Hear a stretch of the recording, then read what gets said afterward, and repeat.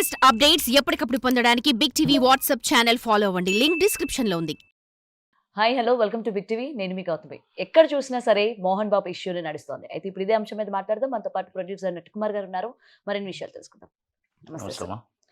Sir, Mohan Babu గారు ఇండస్ట్రీలోని పేరు ప్రఖ్యాతలు ఉన్న వ్యక్తి.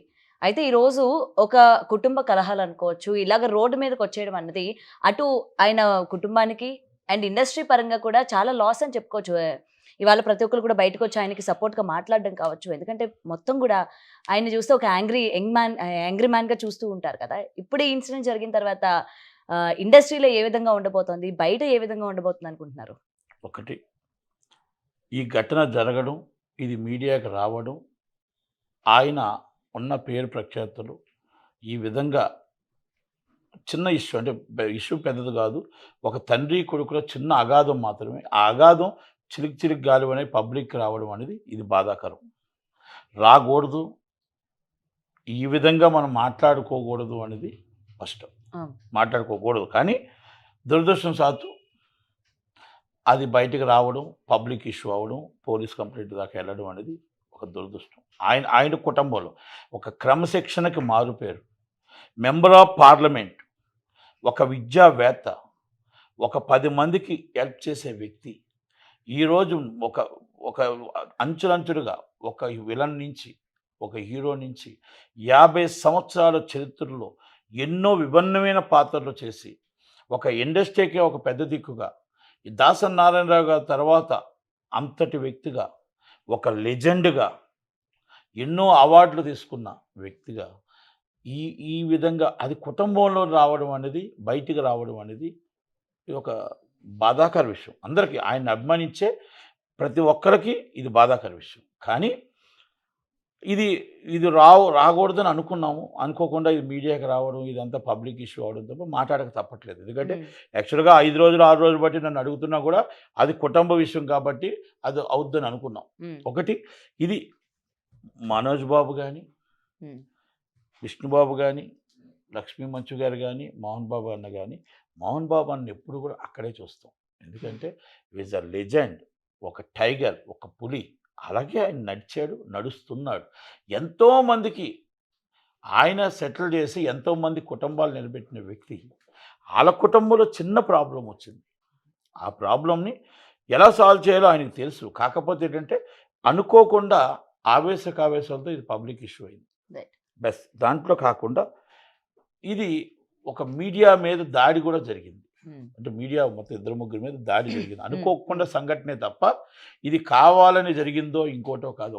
ఒక బాధతో, ఒక అనుకోకుండా ఒక కొడుకు ఈ విధంగా నన్ను రోడ్డు మీద తీసుకొచ్చాడు. ఒక 78 సంవత్సరాల వయసులో ఒక బాధతో జరిగింది. అనుకోకుండానే మనోజ్ బాబుది కూడా చిన్న విషయాలే ఇవన్నీ. ఆస్తులు తగాదాలు కావు, ఇది గొడవలు కావు. ఒక చిన్న ఇన్సిడెంట్, చిన్న ఇన్సిడెంట్. ఒక కుటుంబం, మీ కుటుంబమైనా మా కుటుంబం అన్నింటిలో ఉన్నవే. ఆ ఉన్నది పబ్లిక్, ఆయన సెలబ్రిటీ కాబట్టి పబ్లిక్ వచ్చింది. ఇది రాకూడదు. కానీ సార్, ఇక్కడ మంచు మనోజ్ వాళ్ళ ఫ్యామిలీని నమ్మేదానికన్నా మీడియా పైన చాలా వరకు నమ్మకం పెట్టుకొని తన వెంట మీడియాని తీసుకువెళ్ళి తనకి సపోర్ట్గా నిలబడాలి అని చెప్పి ఇప్పటికే చాలా వీడియోలు మనం చూసాం. ఎందుకంటే తన కుటుంబం మీద తనకి నమ్మకం లేక ఇవాళ మొత్తం మీడియా వైపు మనోజే ఉన్నారు చూసుకుంటే. మీడియా వైపు ఉన్నా మీరు ఇంకోటి కూడా అర్థం చేసుకోండి. మీడియా వైపు ఉన్నాడు, అన్నీ ఉన్నాడు. ఆ తండ్రిని ఎప్పుడూ దేవుడి కిందే చూశాడు, అలాగే తల్లిని కానీ. కనుక చిన్నవి అన్నదమ్ముల మధ్యన ఉండవా? చిన్న మన కుటుంబాలు అన్నింటిలో ఉంటాయి. ఇది నేను బాధపడుతుంది ఏంటంటే, మనోజ్ బాబుని రిక్వెస్ట్ చేస్తుంది, నేను విష్ణుబాబుని రిక్వెస్ట్ చేస్తుంది. ఆయన 50 సంవత్సరాలు పూర్తి చేసుకుంటున్నారు. ఆయన ఒక లెజెండ్గా ఈ సినిమా ఇండస్ట్రీలో ఘనంగా 3 పిల్లలు 3 స్తంభాలుగా ఉండి ఆయన్ని మన 50 సంవత్సరాలు ఇండస్ట్రీ ఘనంగా సత్కరించేటట్టు మన అందరం చేయాలి తప్ప, ఈ చిన్నది ఒక నరగోస అనుకుందాం.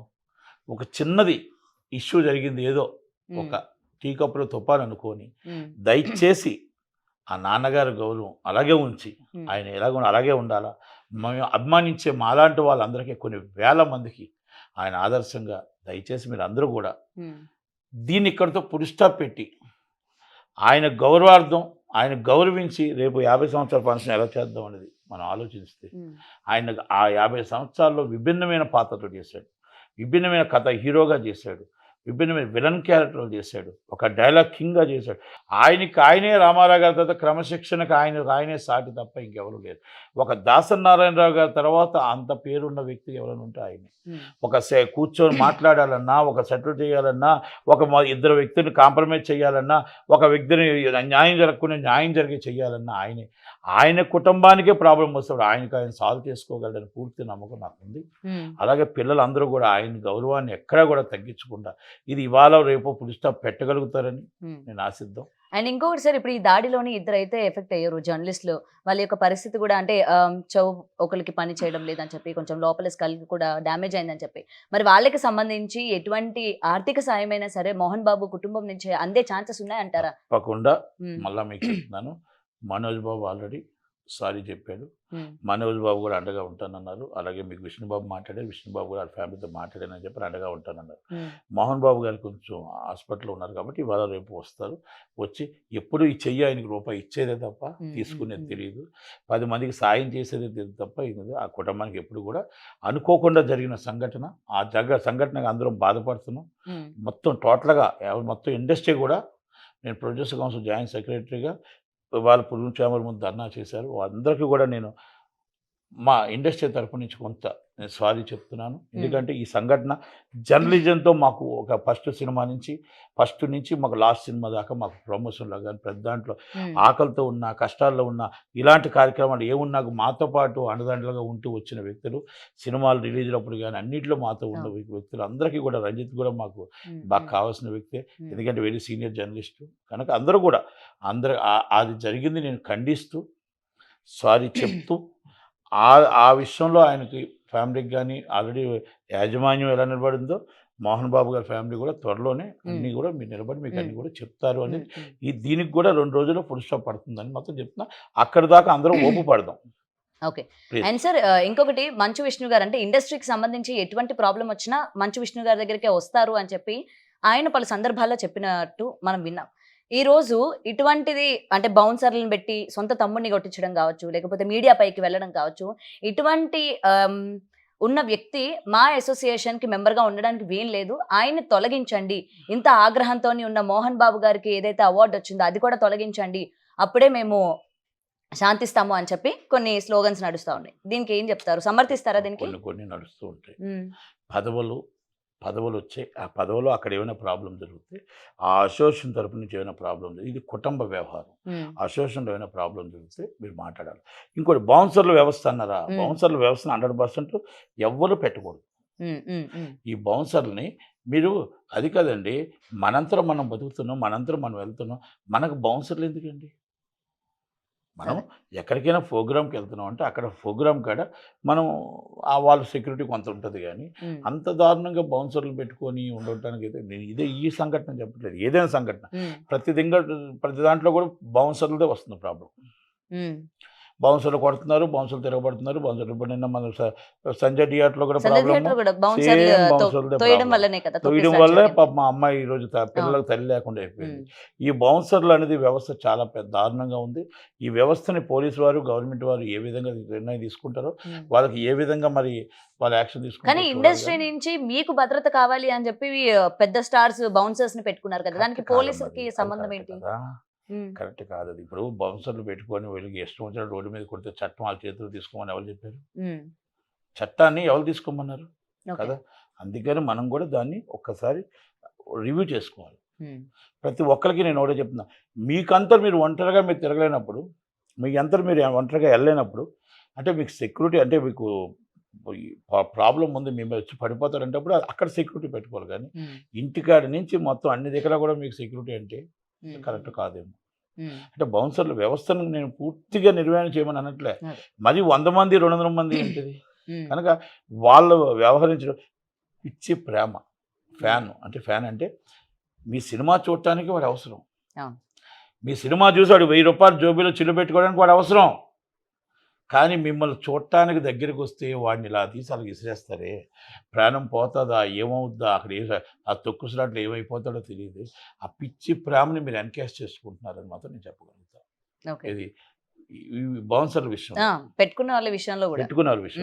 ఎందుకంటే ఆ తల్లి చనిపోయింది, ఉమ్, ఆ పిల్లలు అనాథ అయిపోయారు. అవును. ఈరోజు ఆ పిల్లలు పెరుగుతున్న కొలది అల్లు అర్జున్ గారి వల్ల ఈ ప్రాబ్లం వచ్చింది. అల్లు అర్జున్ గారు వాళ్ళ సినిమాకి వెళ్ళే మా అమ్మ చనిపోయింది నా బాధ ఉంటుందా ఉండదా? కనుక అది హీరో తప్పు కాదు, ఉమ్, సెక్యూరిటీ ప్రాబ్లం. అదే. అదే నేను చెప్తున్నా, సెక్యూరిటీ ప్రాబ్లం. అంతమంది జనం రావడం, ఉమ్, మళ్ళీ ఆయన సినిమా చాలామంది డీసీపీ గారు చెప్తున్నారు ఆయన ఇన్ఫర్మేషన్ ఇచ్చుంటే బాగుందని. ఉమ్, 6,000 మంది జనం థియేటర్ ఫుల్ అయ్యి ఉన్నారు. ఇంకా 10,000 మంది జనం వచ్చి ఇన్ఫర్మేషన్ ఇచ్చుంటే 1,00,000 మంది వచ్చింది. అవును. ఆయన సినిమా చూడటానికి వచ్చాడు, ఉమ్, బయట మీటింగ్ పెట్టడానికి రాలే. సినిమా చూడటానికి వచ్చాడు, ఇన్ఫర్మేషన్ ఎందుకు? ఓకే. కనుక ఎన్ని ప్రాబ్లమ్స్ జరిగాయి. దాని కనుక బౌన్సర్లు అనేది వ్యవస్థని మనం ఈరోజు ఇక్కడ కూడా బౌన్సర్లతో ప్రాబ్లం. ఉమ్, ఇక్కడ మనోజ్ గారిని కొట్టినా, లేకపోతే మనకి ఇక్కడ మీడియాని కానీ వాళ్ళని కానీ ఇది కానీ అంత టోటల్గా చేసినా ఇది ప్రాబ్లం అంతా బౌన్సర్లు. yes. అండ్ సార్ ఫైనల్ గా మంచు మనోజ్ చెప్తుంది ఏంటంటే వాళ్ళ మదర్ ఏదైతే హాస్పిటల్లో ఉన్నారు అని చెప్పి అటు మోహన్ బాబు కావచ్చు విష్ణు కావచ్చు చెప్తూ ఉన్నారో, నిజానికి వాళ్ళ మదర్ హాస్పిటల్లో లేరు, ఇంట్లోనే ఉన్నారు, కావాలని అబద్ధం చెప్తున్నారు అని చెప్పి మంచు మనోజ్ చెప్పడం జరిగింది. అసలు ఎందుకని అబద్ధం చెప్పాల్సి వస్తుంది? అంటే ఈ మెడికల్ ఈ యొక్క ఈ స్క్రీన్ ప్లేని ఎందుకని ప్లే చేస్తూ ఇక్కడ ఉన్నారు? Communication gap. ఇక్కడ కమ్యూనికేషన్ గ్యాప్ ఏంటంటే మనోజ్ గారికి మీ అమ్మగారు హాస్పిటల్ పాలయ్యారు, హాస్పిటల్లో జాయిన్ అయ్యారు కాదు. అంటే ఏంటి డిఫరెన్స్ ఏంటి? కమ్యూనికేషన్ గ్యాప్ అంటే ఈ బాధని ఈ టెన్షన్స్ని తట్టుకోలేక హాస్పిటల్కి వెళ్ళారు. ఉమ్, హాస్పిటల్లో చెకింగ్ చేసి అన్ని చేసి ఎమర్జెన్సీలో చెక్ చేసి పంపించారు. ఉమ్, ఉమ్, ఇస్ ద కమ్యూనికేషన్ గ్యాప్ ఇక్కడ. Okay, అది okay. మళ్ళీ మనం ఇక్కడ ఒకటి వాస్తవం, ఉమ్, తండ్రి కొడుకులు కలిసి ఉండాలి, తల్లిదండ్రులు కలిసి ఉండాలి, కూతురు కలిసి ఉండాలి, ఆ కుటుంబం బాగుండాలి, ఆ కుటుంబం బాగుంటే 10 మంది బతుకుతారు అని మనం అనుకుంటాం. yes. ఇండస్ట్రీ తరపు నుంచి ఆయన అభిమానించేవారుగా వాళ్ళు విడిపోవాలని ఎప్పుడు కోరుకోం. ఉమ్, ఇస్ రైట్? అవును. కనుక వాళ్ళు బాగుండాలని కోరుకున్నాం. చిన్న చిన్న కమ్యూనికేషన్స్ గ్యాప్స్ ఉన్నాయి, అవన్నీ కూడా త్వరలోనే అన్ని సత్వనిపోయి మనం రేపు సాయంకాలం దాకా ఇది ఫుల్ స్టాప్ పడుతుంది. ఉమ్, దయచేసి అందరూ ఓపు పట్టండి. ఆ కుటుంబం బాగుండాలని, కలిసి ఉండాలని, ఎవరికైతే జర్నలిస్టులకి ప్రాబ్లం జరిగిందో వాళ్ళకి అండగా ఉందాం. వాళ్ళకి 100% జరిగింది అన్యాయమే. కనుక పూర్తిగా ఇండస్ట్రీ అందరూ కూడా ఖండించాలి. ఉమ్, కానీ మా ఇండస్ట్రీ దేనికి రాదు, మా ఇండస్ట్రీ ఎవరికి ఖండించదు. ఉమ్, ఎట్టి పరిస్థితుల్లో మీరు ఖండిస్తుందని ఫీల్ కాకండి. ఉమ్, ఎందుకంటే చంద్రబాబు నాయుడు గారిని అరెస్ట్ అయినప్పుడు ఖండించలేదు, రాలేదు. రజనీకాంత్ గారిని మొత్తం టోటల్గా వైసీపీ అన్నప్పుడు రాలేదు. అలాగే మొత్తం టోటల్గా ఎవరిని ఏమన్నా రారు. అంటే భయపడతారా సార్ బయటకు వచ్చి రేణు చెప్పడానికి? దేశాయ్ గారు అన్నప్పుడు రాలేదు. ఆ, పవన్ కళ్యాణ్ చిరంజీవి గారు మదర్ని అన్నప్పుడు రాలేదు. ఉమ్, కానీ సురేఖ గారు అన్నప్పుడు వచ్చారండి. కొండా సురేఖ గారు అన్నప్పుడు వచ్చారు. ఆ దాంట్లో పొలిటికల్ లీడరు, ఒక పొలిటికల్ ప్రెజర్ ఉంది, ఉమ్, ఇవన్నిటికి వాళ్ళకి భయపడ్డారు, ఆ నాయకులకి భయపడ్డారు. ఉమ్, ఇది భయపడలే, ఇదంతా కలిపి పొలిటికల్ ప్రెజర్తో వీళ్ళు వచ్చారు. అది ప్రకాష్ రాజు గారు మొత్తం టోటల్గా హ్యాండిల్ చేశారని. ఆమె అమాయకురాలు కదా, ఆమె బీసీ మహిళ కదా, ఆవేశంలోనే ఆమె ఒక పొలిటికల్ ఇష్యూని ఆవేశాలతో ఒక మాట అన్నందుకు ఆ మాటను వెనక్కి తీసుకుందామె. ఉమ్, మళ్ళీ పిసిసి అధ్యక్షుడు చెప్పినా కూడా ఇంతమంది దండయాత్ర చేశారు ఆమె మీద. అవును. మరి ఈరోజు ఎవ్వరు కూడా రారు. ఉమ్, సుఖంగా ఉంటే వస్తామండి. మేము ఆల్రెడీ పవన్ కళ్యాణ్ గారు డిప్యూటీ సీఎం అయినప్పుడు అందరం వచ్చి బొగ్గ ఇచ్చారు. ఉమ్, ఆల్రెడీ చీఫ్ మినిస్టర్గా చంద్రబాబు నాయుడు అయినప్పుడు అన్నీ ఇచ్చారు. ఉమ్, ఎందుకంటే మేము సుఖంగా ఉన్నప్పుడు ఇస్తాం. వాళ్ళకే మళ్ళీ వాళ్ళు కూడా పొలిటికల్ లీడర్స్ కూడా వాళ్ళకే స్వాగతం పలుకుతారు. ఉమ్, అంటే ఆల్రెడీ కార్పొరేట్ కంపెనీస్ కొలేజుడు. కష్టపడేవాడు, జెండా మోసేవాడు జెండా మోస్తూనే ఉంటాడు, గేటుకాడే ఉండిపోతాడు. బెంచ్ కార్ వేసుకునేవాడు లోనకి వెళ్తూ ఉంటాడు, ఆ జెండా మోసుకునేవాడు ఆ జెండా చూస్తూనే ఉంటాడు. అంటే దీనికి సంబంధం లేదు, నేను మామూలుగా మీకు చెప్పాను. అంటే దాని అర్థం ఏంటంటే కార్యకర్తలాగే ఉంటాడు, కార్పొరేట్ కంపెనీలాగే లోనకి వెళ్తుంది. ఉమ్, అంటే మా సినిమాలోని కూడా అంతే అని అర్థం మీకు చెప్పాను, అంతే. ఓకేనా? right. ఇది త్వరలోనే అన్ని సర్దుమణిగిపోతే ఉమ్, కనుక అన్ని కూడా అవ్వాలని కోరుకుందాం. ఉమ్, ఉమ్, రేపు సాయంకాలం కల్లా ఆయనే మోహన్ బాబు గారు ఫుల్ స్టాప్ పెడతారని నేను అనుకుంటున్నాను. Thank you very much. Thank you sir. For more videos like this, subscribe Big TV channel.